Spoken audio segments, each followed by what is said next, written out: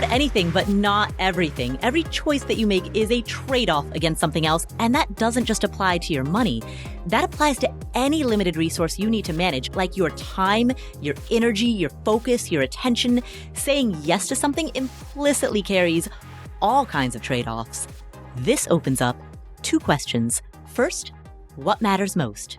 Second, how do you align your decision-making around that which matters most? Answering these two questions is a lifetime practice. And that's what this podcast is here to explore and facilitate. My name is Paula Pant. I'm the host of the Afford Anything podcast. We are typically a weekly show. These days, we've been airing every Wednesday, but once a month, on the first Friday of the month, we air a special First Friday bonus episode. So welcome to the June 2022 First Friday bonus episode. And we've recently started doing something really fun and special with these First Friday bonus episodes. We have a special presentation dedicated to long-distance real estate investing. It's called Invest Anywhere. And my co-host for the Invest Anywhere series is real estate investor Sunny Rao. We want to make real estate investing approachable for everyone, not just the hedge funds on Wall Street. No matter where you live and the choices you've made, we want to make sure that you have the opportunity to invest so that we can all work together to move wealth back into the hands of ordinary people. I'm Sunny Rao, the co-host of the Afford Anything, Invest Anywhere podcast series. And today, Paul and I are going to walk you through some popular investing strategies and their ensuing tactics, as well as the related nuances, so you can think through which strategies will be a good fit for your current life and your future. I know there are a lot of people who are torn between this cacophony of different strategies in the world of real estate investing. I often hear questions like this. I've been hearing about so many different strategies with real estate investing, like flipping, Airbnb, getting mailbox money, and even being a landlord. But I don't really know what those terms actually mean. What he's really asking is, what are the different types of real estate investing strategies? Before we can answer that, we need to first define what is a strategy and how does it differ from a tactic. To break this down, let's use the mental model of a tree. A tree has different components, right? At the bottom, there are the roots. Then as we move up the tree, there's the base. Then you have the trunk, you have the extension into limbs, you have the branches, and you have the leaves. All of these different parts are going to represent a different piece of how to think through investing in real estate. Starting off with the roots, those would be the values that you hold dear. So for example, I value freedom. And then as we move up the tree, we have the base of the tree, which would be the principles. That's how the value would manifest itself. Okay, so I value freedom. That's the root of everything. And because I value freedom, I have a principle of wise money management. Yes. Then moving up one space farther on the tree, we have the trunk. We have the goals and objectives. So if you have the value of freedom, and you have the principle of wise money management, perhaps a goal is to set aside a certain amount of your salary and put it into a retirement fund every year. Absolutely. That all makes sense. After the trunk, we go a little bit farther up the tree and hit the limbs. The limbs represent strategies. The strategy is the what you do to make money. Right. So that tree trunk are your goals, and then the strategies are what you do to hit those goals. And specifically in this case, if the goal is to make money, or using the wise money management example, it's the strategy of what do you do? When we talk about the what you do, examples of that include buying and holding real estate. It could be flipping homes for an extra source of income so that then you can save more towards your goals and your objectives. So like buy and hold is one particular strategy, and flipping is a different particular strategy. So those are all examples of strategies being what you do in order to make money. After you figure out the what, and after you hit the limbs of the trees, you have to move forward to your next step, right? Which would be the branches. The branches represent the tactics that you would use. That is the how of the strategy. What's an example of a tactic then? That would be like the question between, would you rent your place for a year? Would you only want to rent it for a few days at a time? Do you want a long-term rental? Do you want a short-term rental? Do you only want to buy single-family homes? Or do you want something grandiose, like an apartment building to own one day? How do you go about implementing your chosen strategy? Right. So the strategy is the what, and the tactic is the how. The what is building a stream of residual income by buying and holding properties. And the tactic is having Airbnb or having long-term rentals or buying mobile home parks. The next step after that, after you go from the roots to the base, you figure out your goals and objectives at the trunk of the tree. Mm-hmm. Then you hit the limbs for the strategies. Mm-hmm. You figure out how to implement those strategies through your tactics. Mm-hmm. The very last piece of the tree are the leaves. The leaves are the products and services you will use to help you with your tactic. This is where questions like, do I put my properties in an LLC? Do I hire a property manager? Is there a specific kind of software I would use? Those are very, very specific questions that come at the very end of this journey. Right. This growth process. Through wildlife. Yeah. Right. Well, the leaves are the last thing that form on a tree, and they're the first to fall. They're the most transitory part of a tree. They come and they go as the seasons change. Exactly. Sometimes you'll hire a property manager and sometimes you won't. Right. Exactly. And the issue that I've seen is that because the leaves are the most visible part of the tree, oftentimes when people start down the road of investing in real estate, they start with questions about the leaves. They start with questions about the products and services. So their opening question is, do I put my properties in an LLC? Do I hire a property manager? Right? They open with these questions about products and services and leaves, when in fact, that leaf canopy, that's the, frankly, least important part, right?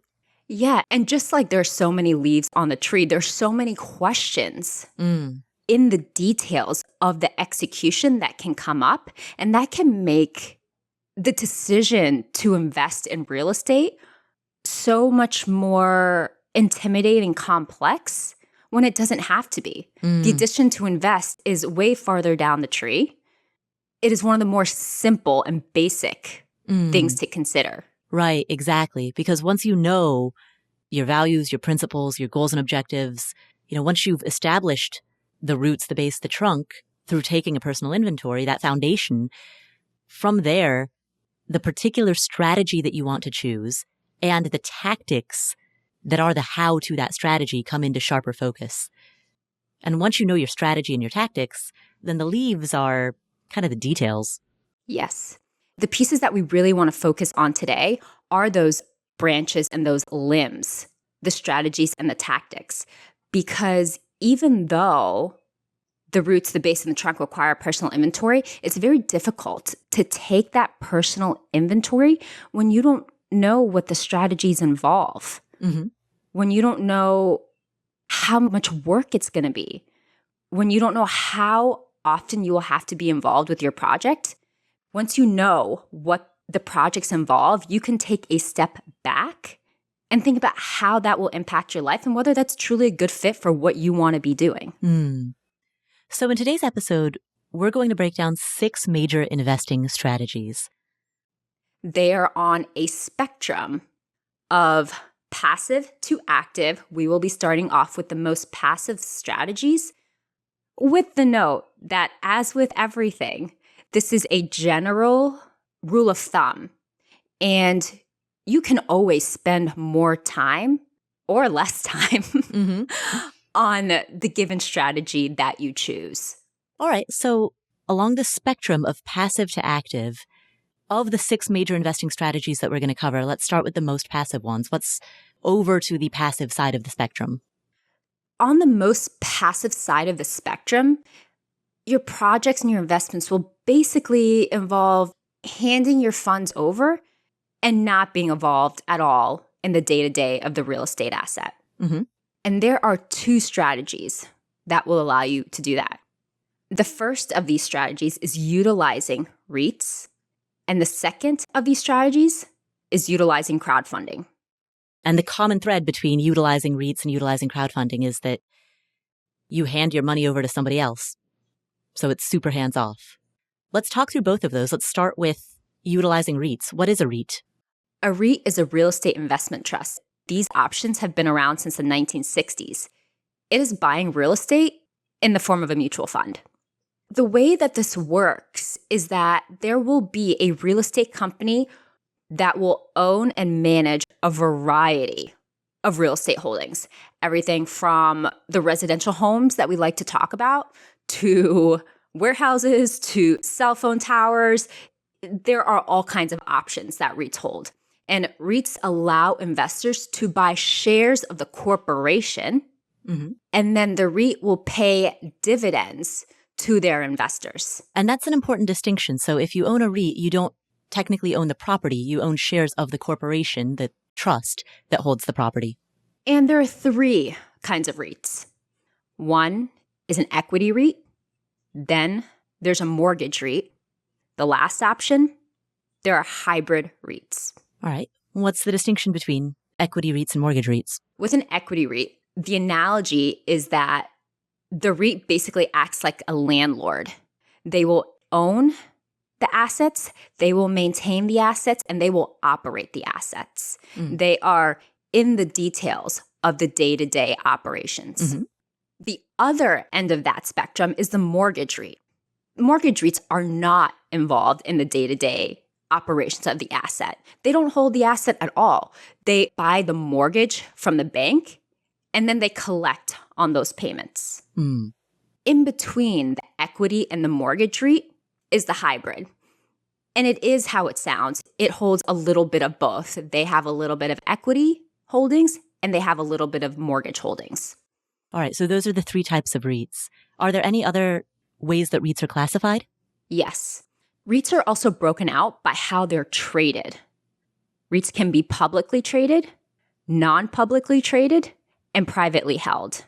Many, but not all, REIT options are publicly traded, and they have to meet a set of requirements in order to qualify. A few of these requirements include needing to be managed by a board of directors, pay out at least 90% of their taxable income as dividends each year, and at least 75% of its assets need to be invested in real estate. Non-publicly traded and privately held REITs have a few important distinguishing characteristics. These type of REITs are typically more illiquid. You can't get your money back easily. Non-publicly traded REITs usually have higher fees up front, and both non-publicly traded REITs as well as privately held REITs will be harder to evaluate because they just have less public information available. So the majority of people who are listening to this who want to invest in REITs will most likely invest in a publicly traded REIT. There's more information to do solid due diligence with a publicly traded REIT. And the fact that publicly traded REITs need to, as you said, pay out 90% of taxable income as dividends means that publicly traded REITs have returns that bias in the form of dividends, which is one of the draws of the category of real estate in general. So along this spectrum, zooming back out, we started talking about REITs as our first stop in covering these 6 types of real estate investing strategies. And the 6 strategies that we're covering live along this spectrum from passive to active. And so one of the benefits of REITs is the passivity, the fact that you don't have to bother finding the deal or operating the deal. You can just hand your money over. You can just go online, buy a publicly traded REIT, and all you need to do is the due diligence for the REIT itself. Do you want an equity REIT? Do you want a mortgage REIT? Do you want a hybrid REIT? You need to do that. But other than that, you don't have to make offers on properties or do any other active investing tasks. What are the drawbacks Typically, when people think about investing in real estate, you think you would have more control over how your funds are used. With a REIT, it's very similar to investing in any other type of fund. You don't have a say over how they're going to run their business, and in this case, how a specific property will be run. You can vet the company when you decide to invest with them or before you decide to invest with them, but then what the company does with your money after you invest with them, that's out of your hands. When you think of owning real estate property, there are a multitude of tax advantages. The IRS has set up the tax code as such. Those same benefits do not apply to those who invest within a REIT. So you miss out on the tax advantages of direct ownership of a property. Yes, like depreciation, for example. That is not a tax benefit that you'll receive when buying a share of a REIT. All right, so those are some of the pros and cons to REIT investing. And REITs are one of 6 real estate investing strategies, and they're the furthest to the passive side of the passive to active spectrum. Also on the passive side is crowdfunding. Can you tell us about crowdfunding? Crowdfunding platforms are much newer to the scene, unlike REITs, which have been around for decades. Crowdfunding allows investors to pool their money and purchase property together, allowing investors to become shareholders in a property. On the flip side, it also allows real estate professionals to raise capital that they normally wouldn't otherwise be able to access. While many REITs are publicly traded, many crowdfunding investments are privately held. With crowdfunding, investors buy into a specific asset, a home, an office, a building, instead of a share in the company, which is how REITs work. And that is an important distinction. So in crowdfunding, you partially own the property, whereas with a REIT, you're a shareholder in a company. Here's what's interesting. REITs have been around since the 1960s, but 10 years ago, nobody was talking about crowdfunding. Now, crowdfunding is trendy. I get all kinds of questions about it. Why is that? Right? Whenever a particular type of investment skyrockets in popularity and in the zeitgeist, it's important to pause and ask yourself, not just why this investment, but why now? Why are people beginning to talk about it now? And the reason is, it used to be the case that only accredited investors could participate in crowdfunding. But in 2016, the Jobs Act, which was passed in 2016, allows ordinary individuals who are not accredited investors to take part in equity crowdfunding. And with that legal change came this massive proliferation of websites. And I won't name any specific brand names, but many people who are listening to this have heard of some of the more popular brand names of websites. This huge proliferation of websites dedicated to real estate crowdfunding exploded after the 2016 legal change. Now, for the legal historian nerds in the audience, it is true that the Jobs Act was passed in 2012, but it wasn't until October 2015 when the SEC finalized some key provisions related to permitting non-accredited investors to participate in equity crowdfunding. And that's why 2016 was the year that those provisions went into effect and real estate crowdfunding suddenly became this trendy thing that everyone is doing. Now, when that happened, when crowdfunding exploded in popularity, unfortunately, a lot of people saw this as a get out of due diligence free card and as a have your cake and eat it too opportunity. Because a lot of crowdfunding platforms started touting a sales pitch of easy money, a sales pitch of getting higher returns than you otherwise might with direct real estate ownership, coupled with not having to deal with tenants and toilets. Well, this sounds easy. Higher returns. I don't have to deal with broken furnaces. Is there anything that I should be aware of? There are definitely things to be aware of when investing in crowdfunding or when considering crowdfunding as a potential investment.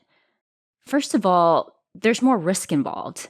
The real estate professionals on these platforms typically have less of a successful track record versus a publicly traded REIT. And like with any investment, there's always a risk of losing your principal. In order to invest in crowdfunding, investors are dependent upon the platforms that connect the real estate professionals and the investors. And these platforms can charge fees for their services, and sometimes these fees are really high.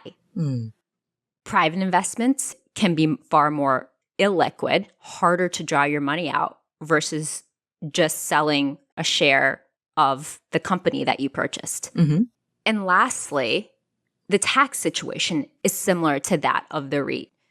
You receive income from purchasing an investment related to real estate, but you don't get all the benefits of owning real estate property. Right, the tax benefits of direct ownership. That first point you made, I think, is particularly important, and I want to call attention back to it. You mentioned that oftentimes the people who are putting together a crowdfunded deal, the people on the other side of that transaction, they may or may not be qualified, right? They may or may not have a successful track record. They may or may not have sound judgment. You know, they may or may not be the type of people with whom you would want to entrust your money. And I think that is an important point to emphasize, because we see in the world of mutual fund investing, for example, there are entire professions dedicated to doing due diligence on mutual fund managers. Every now and again, you'll get some breakout celebrity fund manager. You'll get a Kathy Wood or a Bill Gross, and they become famous. Bill Gross is famous for being one of the best performing bond managers ever. Kathy Wood is controversial. She has supporters and detractors, but no matter how you feel about her, she is indisputably famous for her contributions and her impact as a fund manager. And so the importance of careful management selection cannot be understated. And that, I think, often gets overlooked when people look to crowdfunding as, you know, what they hope is a get out of due diligence free card, but what might actually be a hand your money over to some untested, unqualified group of people card.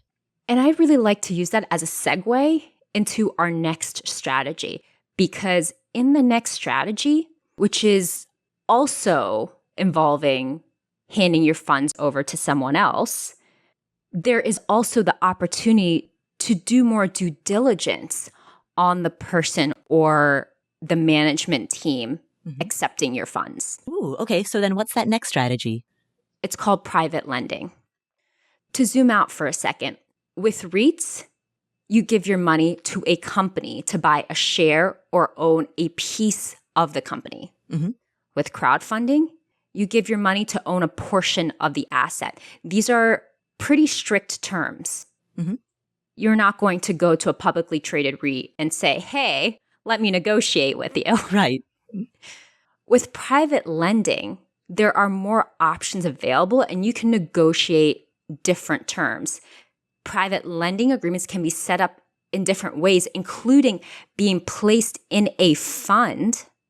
But many times, the easiest and the cleanest way to do this, especially with the smaller investor, is to be the sole capital source. So you're giving your money to an investor to buy an entire asset.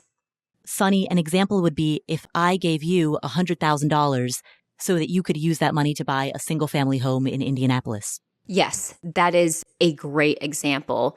And that is a lot of money.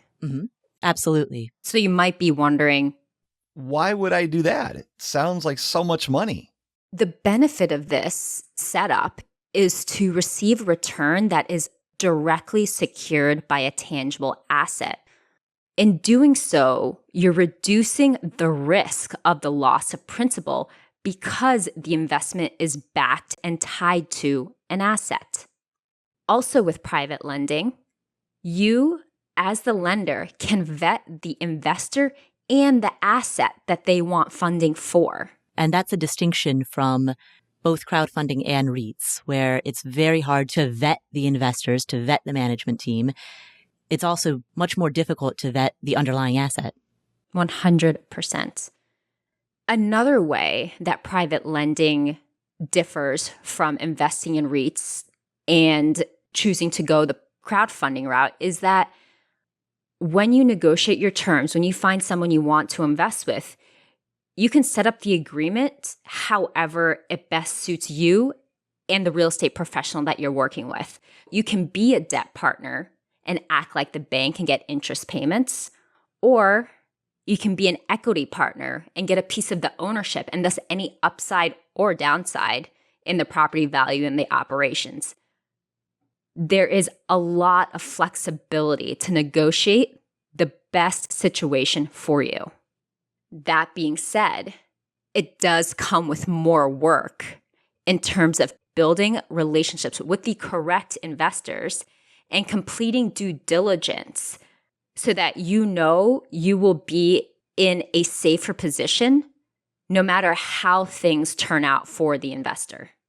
So if a person were interested in private lending, if there's someone who's listening to this who's like, all right, of these 6 strategies for making money in real estate, private lending is the one that I'm most interested in.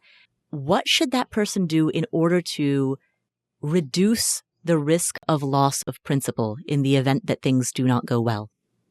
To understand that, let's think about what the situation would look like, both when things are going well for the real estate investor and when things are not going well for the real estate investor.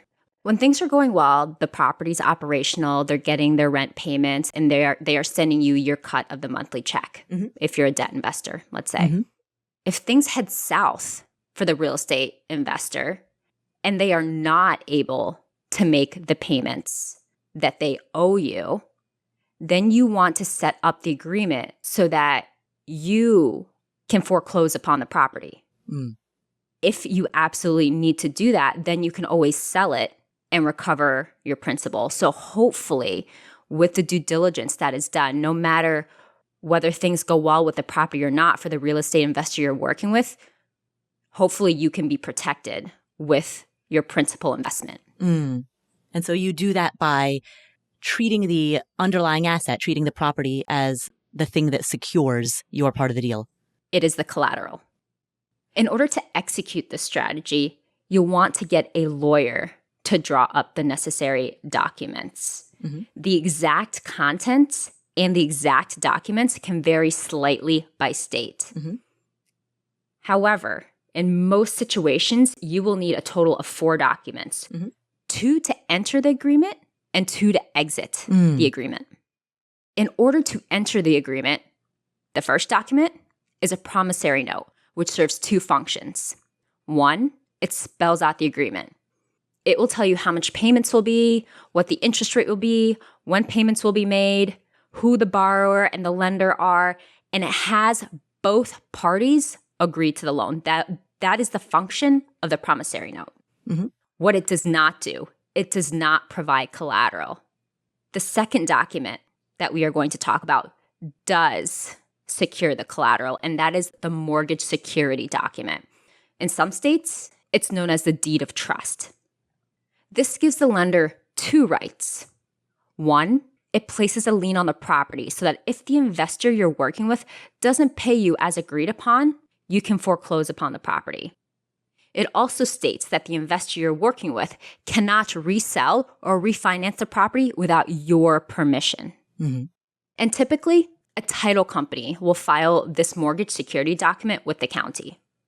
Now, throughout this episode, we will sprinkle in a few pro tips that we have learned as a result of our experiences. Yeah, the school of hard knocks. And the first of these has to do with private lending. Ooh, and we even have a special sound effect for pro tips. All right, let's hear this first pro tip. If you as a lender want to feel more financially protected when lending, there are an additional 2 documents that you can request from your real estate investor. The first is a personal guarantee, and the second is the deed in lieu of foreclosure. A personal guarantee will hold your investor personally liable if they don't follow through on the terms, so that if in the original agreement you lend to an LLC or they hide behind their LLC, you can still try to get some of the funds and recover some of the damages from the deal that went bad. Right. Because otherwise, if you try to recover funds from an LLC that has no money, you're screwed. The second document is a deed in lieu of foreclosure, which would allow you to take ownership of the property immediately versus going through a foreclosure process that could take months. While the ability to foreclose on a property as additional security might make you feel better, it's a very important thing to have when entering into these agreements. You might not want to go through the hassle of actually having to foreclose and go through that legal battle. So this could be a very attractive option to have just in case the real estate investor doesn't perform. Right. So basically, to mitigate the risk of everything getting clogged up by the court system, the deed in lieu of foreclosure fast forwards the process and you can take ownership of the property right away. As with anything, there are pros and cons, Mm-hmm. and it's important to know the limitations of this strategy and of this document. And the drawback to this specific document is that if you execute on a deed in lieu of foreclosure, all debts that are on that property will follow the person holding the deed. It will follow you. So let's say you worked with the real estate investor who didn't pay property taxes or who inadvertently placed liens on the property. If you execute a deed in lieu of foreclosure, there's a chance that those debts could then become your responsibility. At which point you would want to lean on that personal guarantee so that you could then go after your non-performing partner for any debts that were transferred to you in the transference of the deed in lieu of foreclosure. So I can already see, zooming out a bit, when we talk about strategies for real estate investing, it's clear that being a private lender requires a greater input of hours up front and a greater knowledge hurdle, right? You need to know what documents to gather. You need to negotiate these terms. You need to find someone to partner with. You need to understand how their business model works and how they plan to operate the asset and if that's a good fit. Right. What strikes me as we talk about this is that when we talk about doing this level of due diligence with private lending, it seems very intimidating. But to go back to what we talked about earlier, many people are drawn towards REITs and crowdfunding. And again, I'm going to specifically point to crowdfunding.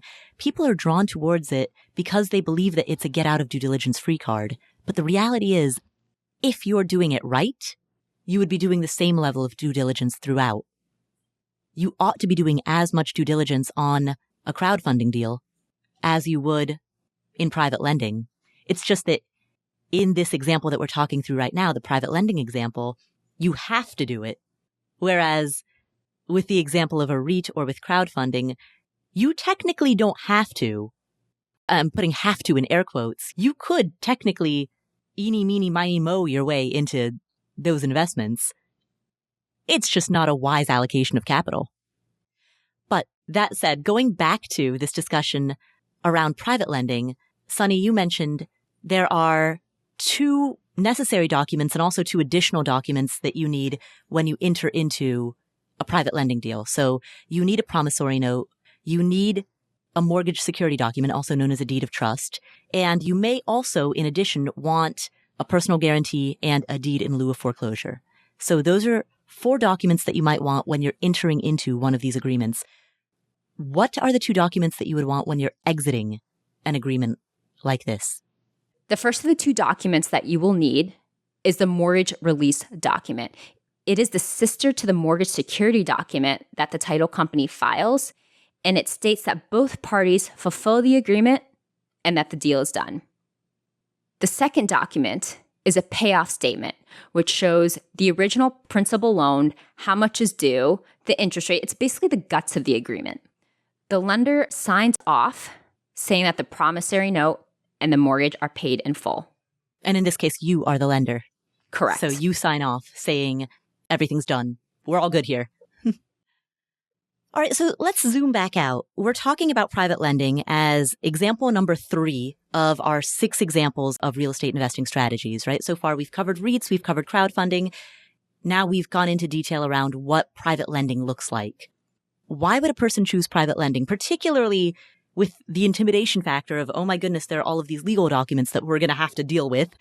What are the benefits to private lending? One of the benefits is that everything in the deal can be negotiated.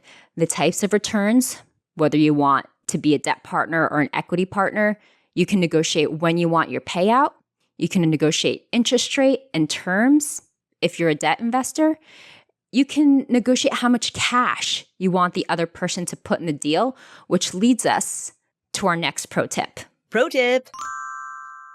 Skin in the game is always beneficial. When you are lending to someone, you want them to also be invested in the deal. They are just as motivated to make the deal successful. So if you're lending on a property, whoever you're partnering with, you want that person to also have some skin in the game. Other benefits include being able to vet specific assets and the investor. The one that you're partnering with? Correct. There's the fact that pretty high returns can be made through these agreements. 8 to 10% interest rate on the principal for a debt investor is pretty standard. And if your real estate investor doesn't perform, you can find a way to own the property. Right. Which then leads us to pro tip number 3. When entering into these deals, you want to invest in a property that's worth more than the loan. So if you are giving $100,000 to an investor to buy a property, you want to make sure there's instant equity in the deal and the property is worth $110,000 or $120,000. Right. Okay, so this makes sense. So, Sunny, if I were to give you $100,000 to buy a single family home free and clear in Indianapolis, I would want to make sure that you're not just buying a move-in ready home off of the MLS. I would want to make sure that you are aggressively searching for that deal. You're driving for dollars. You're putting out a direct mail postcard campaign, right? You are using some fairly sophisticated tactics to find that deal so that you can buy a deal for under fair market value, which means that me as the lender and you as the investing partner, we get instant equity on that house at the closing table. And that is important because if in the event the real estate investor that you are working with doesn't perform, when you go to foreclose upon the property, you're not losing money. So, Paula, if you gave me $100,000 and I did not perform, when you take the property and you go to sell it or do what you would like with it, you essentially get your principal back. Right. Because there are transaction fees associated with selling a property. Plus, you just want some cushioning and you want some money for all of the hassle. Exactly. While there are many benefits to private lending, there are also plenty of challenges. One of those is that more cash is needed. Right, yeah. Yeah, versus investing in a REIT or crowdfunding platform. Because in those other options, you're just buying shares. You're buying a piece of the company, a piece of the property, not the entire thing. And it's also risky because like crowdfunding, typically lending to smaller investors with less of a proven track record versus a publicly traded REIT, there's always the chance that that investment could fail and that you might not get your money back. Right. And you can foreclose on the property, but the foreclosure process is slow and it can be really drawn out. And what if property values drop? What if the investor you chose to work with didn't make a sound investment choice in the property that they chose? So that is one way some of your principal could be compromised. Right. And those risks highlight why due diligence is so important, why it's so important to vet both the person making the investment, the person who's directly making that investment, your local boots on the ground, as well as due diligence to vet the asset itself. And again, not to be too much of a broken record, but private lending makes it obvious why that due diligence is so critical. But the reality is that same level of due diligence is critical for any type of real estate that you're buying, and particularly crowdfunding deals. So the risk of REITs and crowdfunding, to go back to the more passive side of the spectrum, is that it's not as intuitively obvious that due diligence is important. And as a result, many people skip over it. One of the drawbacks to private lending is that, like investing in REITs and like investing in crowdfunding, lending on a property doesn't generally have the same tax advantages as owning and operating rental properties. However, when you're lending, there are some tax advantage vehicles that you can look into, like self-directed IRAs or solo 401ks, with the help of a tax professional to assess your specific situation. Okay, lending money to people to buy real estate sounds interesting. What are my options if I actually want to own property? So now we are moving from the more passive strategies with real estate investing that basically involve lending money to investors without actually getting involved in the day-to-day operations, to actually being involved in the purchase, the maintenance, the operations of the asset. And that brings us to our fourth strategy, which is the buy and hold strategy. Ah, my favorite. So what is buy and hold? How is it defined? This means that you buy a property. It could be a single family house. It could be a 5-unit apartment building. It could be a mobile home park, an office space, a warehouse. You basically buy any space that another person or business can rent out. And then you just hold on to it forever. Dramatic. Forever. So you definitely don't have to hold on to it forever. But the buy and hold strategy implies that you'll hold on to it for at least a year. Right. And often longer. There are buy and hold investors who hold for 10 years, 20 years, 30 years. And the reason that some of them will hold on to a property for 10, 20, 30 years is due to the residual income that can be earned when you get your monthly rent. The idea is that you buy the property once and that you get paid forever. Right. Because in the world of real estate investing, as you can tell just from everything we've discussed so far, the effort is front-loaded. The due diligence, the workload comes at the beginning of the deal. That's when the most intense workload happens.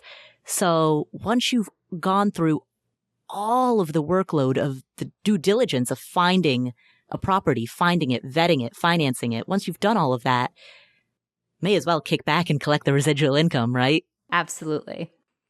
One of the other really huge benefits of the buy and hold strategy is that you can access all 5 of the aspects of making money through real estate that we discussed in episode 373.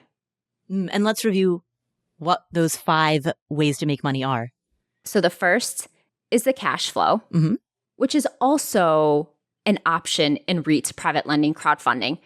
But with buy and hold, you also definitely get the appreciation of the property. And that's a second of the 5.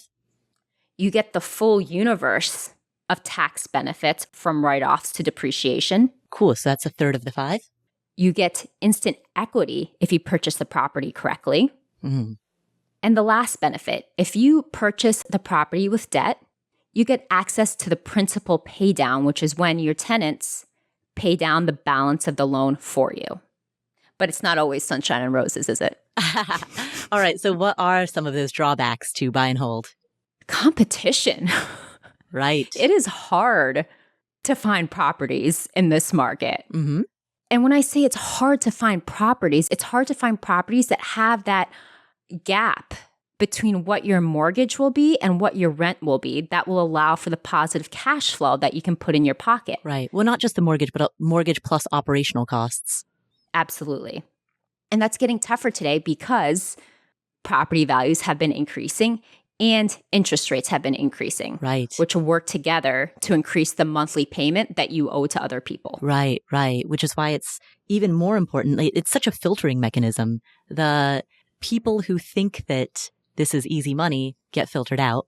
And the people who are committed to learning the skills behind how to find a property, right?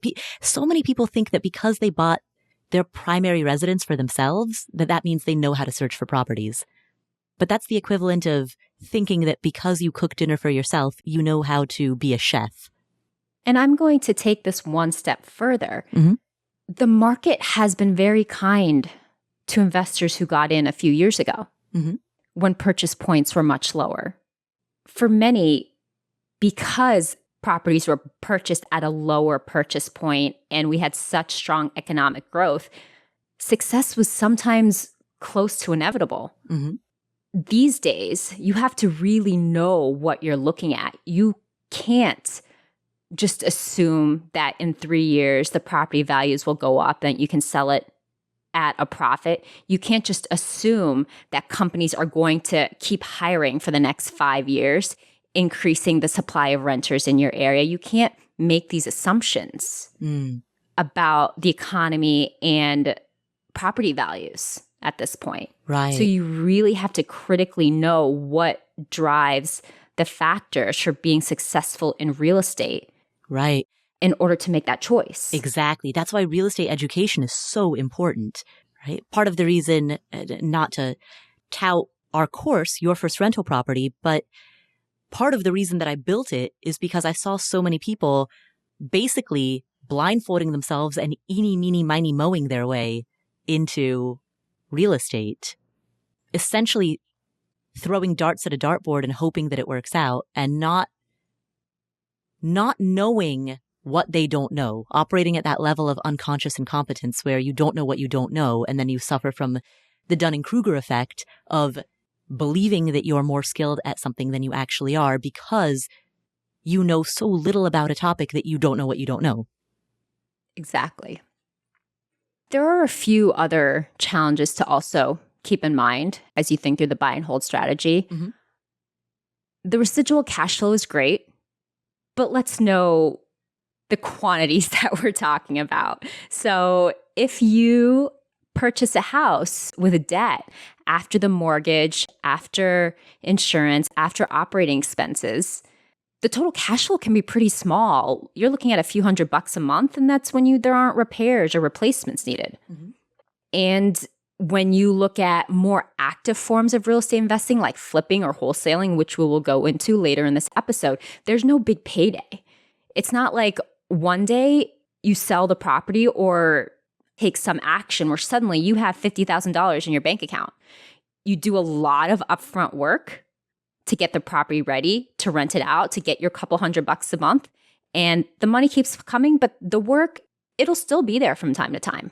Right. And that is a definite drawback to buy and hold investing.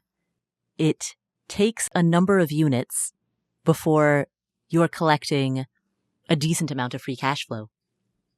Earlier in this episode, we talked about the distinction between strategy and tactics. Strategy is what, tactics are how. So a buy and hold strategy, that's a strategy of what you do to make money. You buy and hold so that you can collect residual income, front load the workload, and then collect payments in perpetuity, right? That's the what, that's the strategy.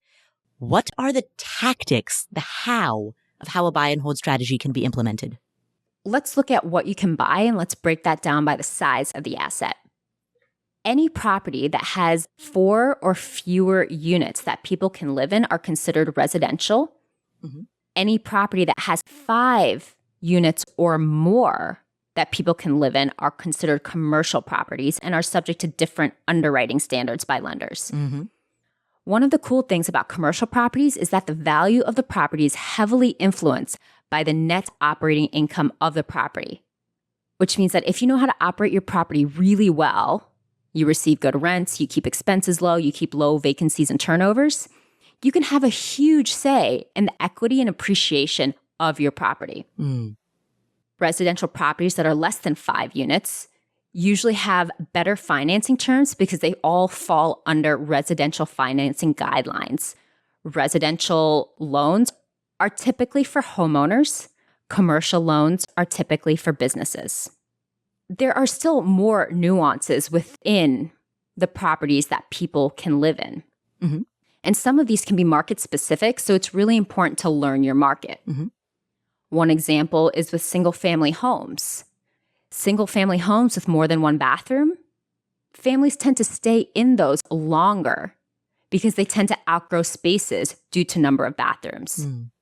And many times, families just tend to stay in single-family homes longer than apartments because apartments just have a more transient vibe. People know that they won't be there forever. Whereas if you rent out a home in a nice final village in a good school district, a family might be there for 5 or 6 years.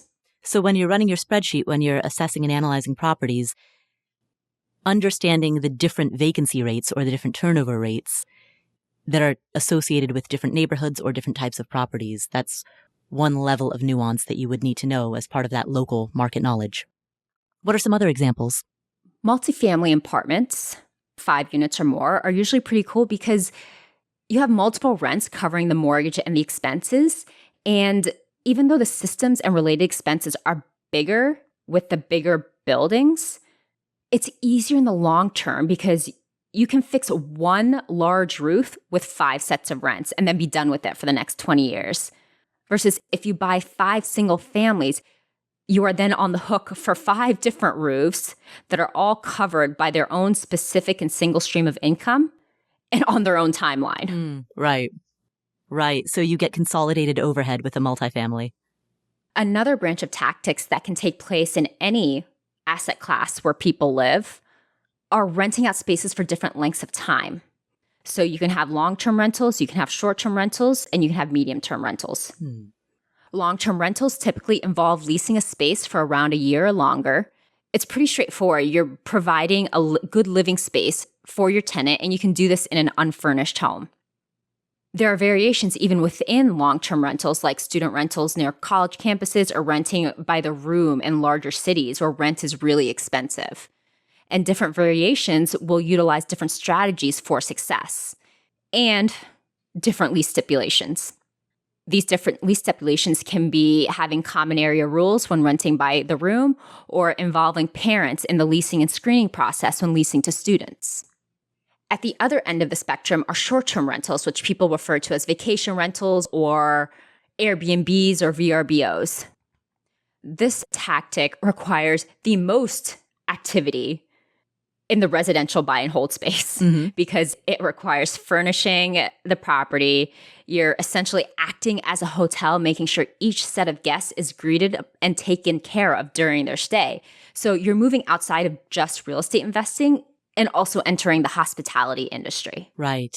Exactly. Owning an unfurnished dwelling unit is more comparable to owning a commodity, whereas hosting an Airbnb is comparable to being a hotel owner. It's the hospitality industry. In the middle of this spectrum between long-term rentals and less work and short-term rentals and a lot more work are medium-term rentals. And these are typically rentals that can be leased from 1 month to a little under a year. These are also usually furnished like short-term rentals, and the tenants are made up of groups like traveling healthcare workers, corporations looking to place their employees in a location for a few months, and even people who may be building or selling a home. Basically, people who are not permanently committed to an area yet. Right. Yeah. There are a lot of people who need a place to live for 3 months. And the good thing is that if you have a short-term rental set up and something changes in the environment, i.e. regulations, or 2020, you have a pandemic, a short-term rental can easily be converted into a medium-term rental because it's already furnished. Right. The one thing to look at will be the regulations in the area of your rental, which is our next pro tip. You want to make sure that you have the correct documents in case you need to enforce behavior or if you're forced to remove someone. For example, if you have someone staying in what was a short-term rental for more than 30 days in some districts, then you are required by law to go through the eviction process if you don't have certain documentation in place. And that's a perfect example of why having a system in place, having systems, structures, guidance, checklists, having a group of peers who have done this, who can offer feedback and highlight for you any blind spots, that's precisely an example of why that's so important. Before we move on, so again, zooming out, we're talking about 6 strategies for making money in real estate that exist along the spectrum of more passive to more active. And we've covered REITs, crowdfunding, private lending, and now we're talking about buy and hold. So far, we've talked about the buy and hold strategy as it applies to single-family homes, duplexes, triplexes, and apartment buildings. But there are other real estate niches out there. And so that leads to an interesting follow-up question. These are interesting, but are there any other tactics I can use to invest in real estate? There are 3 others that we'll talk about right now. The first are mobile home parks, which involves buying the park, ideally renting out the lot space and having tenants own their homes and take care of the utilities that they use while you take care of the grounds. Then there's self-storage. These are private units that people rent to store their belongings, never used to occupy as a living space. There's been a growing demand for storage units, especially in densely populated areas where space is expensive and hard to come by. This investing tactic has relatively low overhead, but that can vary based on amenities like climate control, electricity, and security. Lastly, there are tax liens, which are very nuanced. At a high level, when a property owner doesn't pay their taxes, the county or the state will place a lien on the property. If enough time goes by without the taxes being paid, whoever's in charge of the property taxes, the state or the county, will then sell the lien at a tax lien sale. The tax lien will provide the investor who bought it with the first lien position, and the lien will accrue interest from the date of the investor's purchase. The property owner then has a certain amount of time to pay off the lien, and if they don't, the investor who purchased the tax lien can foreclose on the property. If the property owner does pay off the lien within the time period they're given, the investor gets their principal invested in the tax lien plus any penalties or accrued interest. There are still many more tactics that don't involve being hands-on with the property, such as buying land and no investing. And all of those fit under the purview of buy and hold. So that goes to show how the strategy of buy and hold can be executed through this massive variety of tactics. All right. So far, we've covered 4 of the 6 strategies. Let's move to strategy number 5. And again, we're moving towards a more active side of the scale. What's the 5th strategy? Wholesaling. And it's categorized as more active than buy and hold because you're only making money as you're closing deals.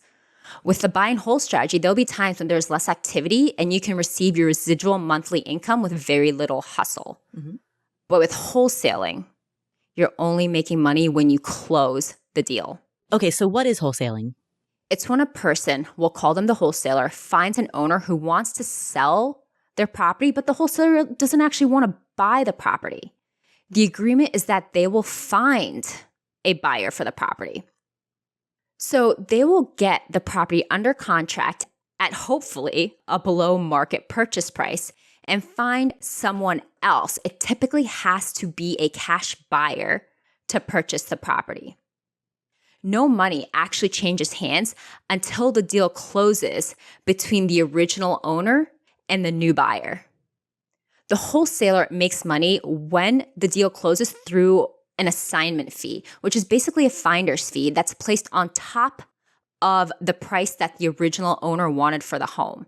And the buyer, the new buyer, must pay the assignment fee and the price negotiated with the original owner in order to take possession.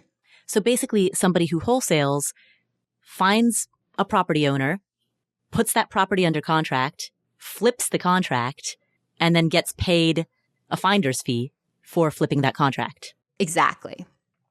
And the strategy is popular because it's touted as a way to get into real estate without a lot of money, and it doesn't involve having to deal with tenants, toilets, or even holding on to the property itself, hopefully. The catch is that the wholesaler needs to find an end buyer within the time frame negotiated with the owner and at the negotiated price point. And it's really important to check laws regarding wholesaling in your state.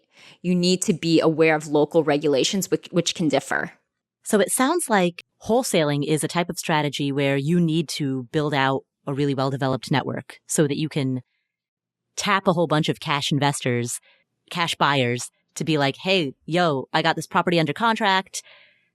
Do you want it? You have a week to answer.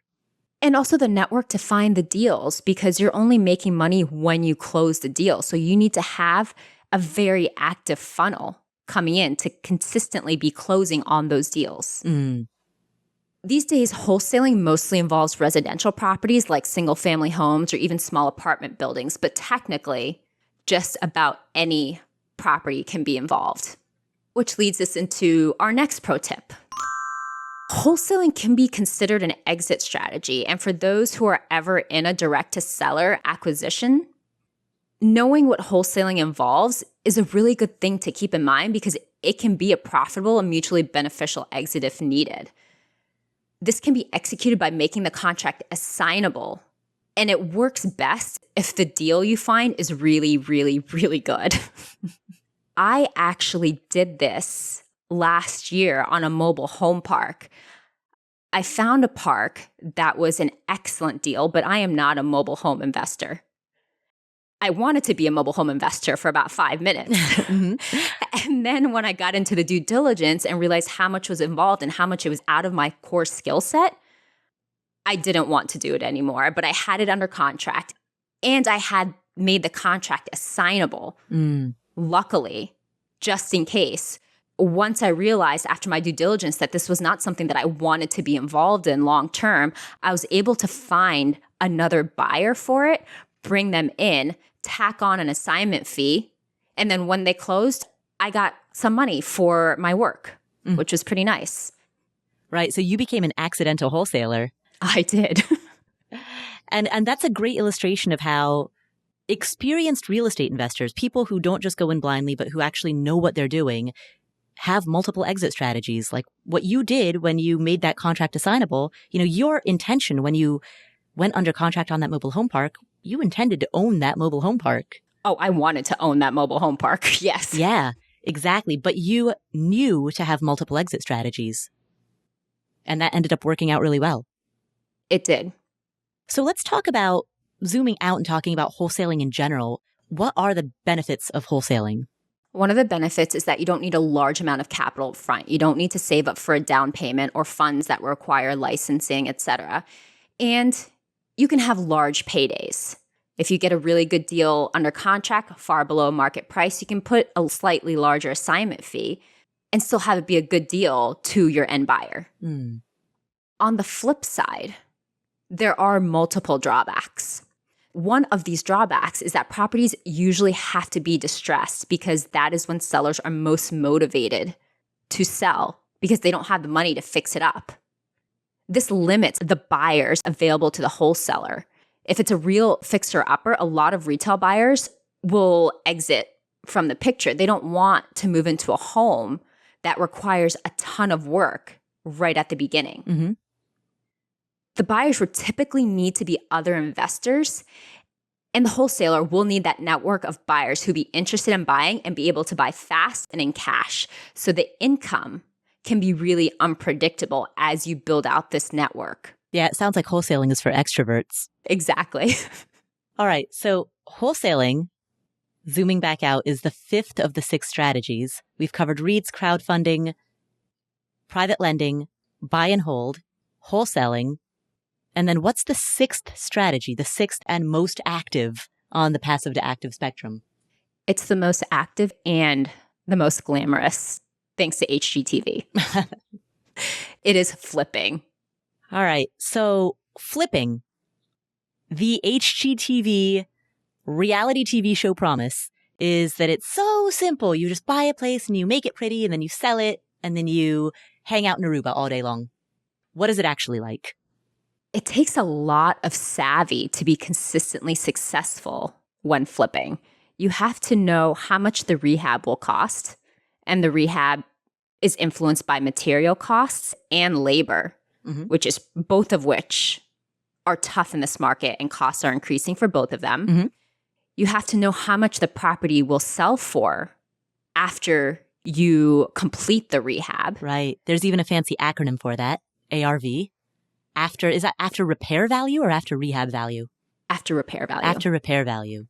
You have to have the money to buy the property, and the best deals are usually distressed and wouldn't be financed by a bank.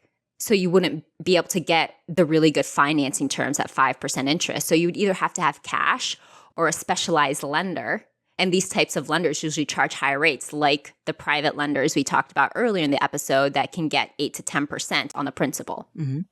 And then you have to know how long it will take to fix up the property, because time is money, especially if you're working with a lender and you're paying interest on the loan. Right.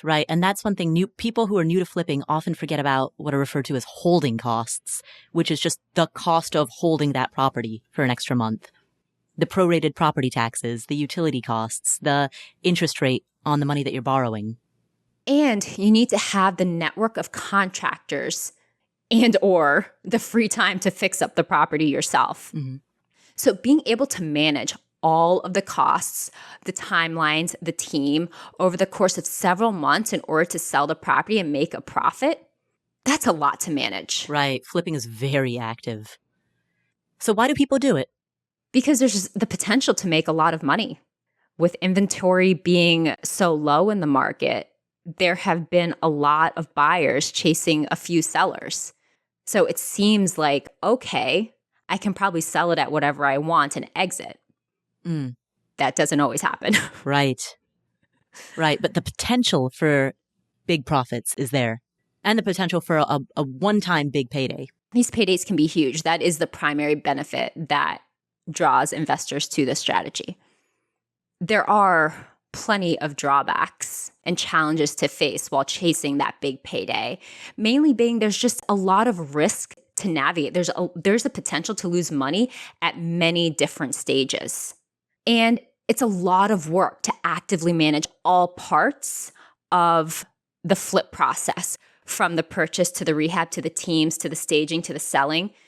There is a lot to do, and you only make money while you're active and closing the deal. You're only making money when you're selling the property, once you have sold it. Right. And you get a one-time payment and then you're done. There's no more residual income. You have to go back to the drawing board. So in that regard, something like buy and hold, where you do the work up front and then you get a stream of residual income in perpetuity, is more of a financial independence early retirement model, or a financial independence early retirement strategy.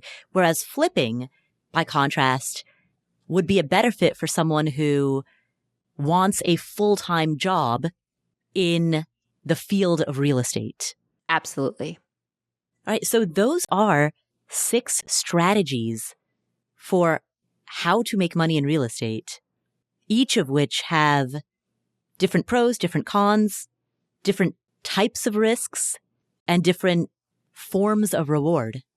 And so this, going back to that metaphor of a tree, this is why understanding your root structure, what are your values, your base, what are your principles, and then that tree trunk of what are your goals and objectives, this is why having a solid understanding of that tree can help you decide which strategy is the best fit for you.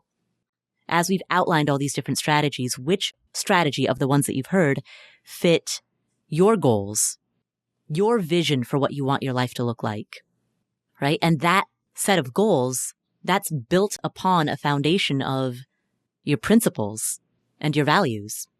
And that's by starting with these lower parts of the tree, the roots, the base, the tree trunk, and the big limbs. That's where the decision making needs to start. So many people, like we mentioned at the beginning of the show, so many people begin with these superfluous questions about the leaf canopy. People will start with the question, should I put my properties in an LLC? Should I get a property manager? What kind of bookkeeping software do you use? Who cares, right? Those are leaves. The software I use, that's going to come and go in the same way that leaves form and fall and form again. But the strategy, which is anchored by goals and principles and values, that is the more solid place to start. So thank you, Sunny, for sharing these strategies with us. Thanks, Paula. So after listening to this episode, I'm sure that many people who are listening have follow-up questions, right? We've talked about accredited investors. We've talked about different types of REITs, like equity REITs versus mortgage REITs. We've talked about contingency clauses and solo 401ks or self-directed IRAs as vehicles that can be used for private lending. There's a lot of information out there. So we have assembled a free PDF that points you to a whole bunch of free resources that can give you some great follow-up information. To download that PDF, go to affordanything.com/episode 384. That's affordanything.com/episode 384. While you're there, you will see the opportunity to download this PDF that will link you to a whole bunch of resources for a ton of follow-up information. When you download it, you will also join our VIP list, and we send loads of informative, actionable real estate investing information with a particular focus on buy and hold to the very active community of real estate investors who are on our VIP list. So again, affordanything.com/episode 384 for some follow-up resources, totally free, that can super help.